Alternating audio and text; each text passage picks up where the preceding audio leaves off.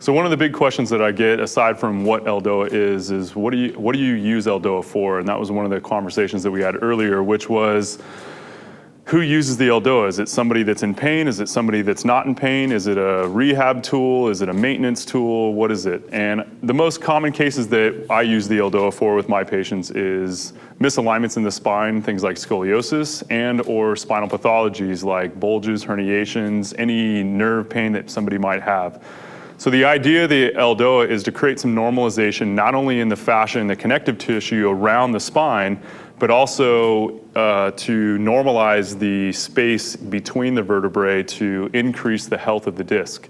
What does it mean to increase the health of the disc?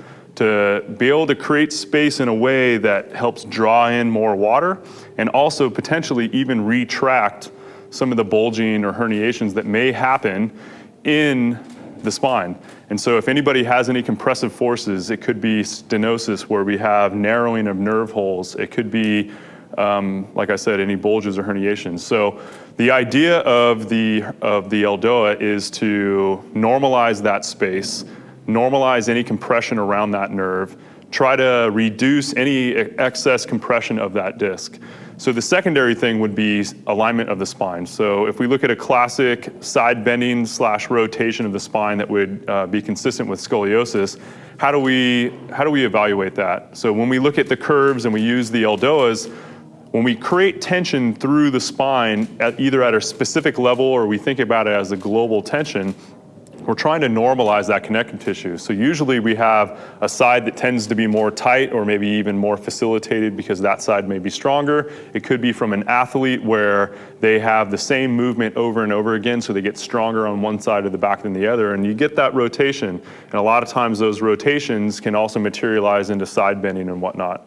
One of my personal stories that I have is my son, who now is almost 7 years old. When he first started walking, he had a little bit of an imbalance in both of his feet where one foot was a little bit more pronated, which means that it was turned in, which up the chain created a little bit of an imbalance in his pelvis because essentially one leg was a bit shorter.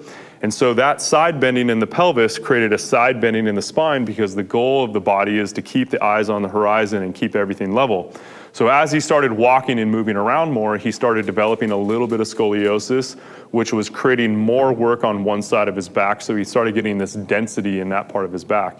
And so one of the things that I did from a corrective standpoint, aside from treating his foot and trying to get his feet to be more balanced, is he did work with a couple of therapists to make sure that his pelvis was in balance.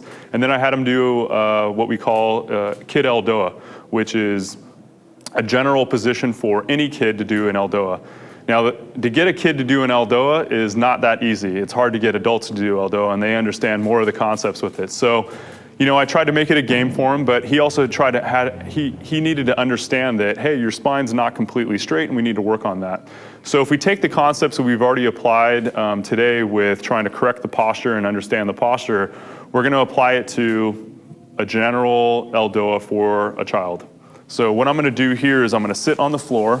And just like we would take one of the thoracic spine ELDOA positions, we're going to get the feet out in front, shoes off always. We're going to get the feet out front, and the feet should be about hip width apart. Now that the feet are about hip width apart, we want to try to get the hands in position so that we can keep the spine straight. And ultimately what the kid is going to do is just lengthen the top of their head up through the ceiling as much as possible. So they're going to lengthen and maintain as straight a spine as possible as they push and breathe. I always like making it a game with my kid in the sense that, hey, try to be as tall as you can. Get taller, show me how tall you can get. And so he would always work and laugh the whole time. And then after he spent some time doing some of these ELDOAs and he started getting some results, now he doesn't have any problems in his spine. His scoliosis is gone. And then I even migrated him into what we would call more of the adult ELDOAs. They had fun doing them. He got to lengthen his spine in a way that was very general. But you know, if you look at each kid, their spine is very pliable, their tissues are very pliable, so they're easily to mold into a straighter position again.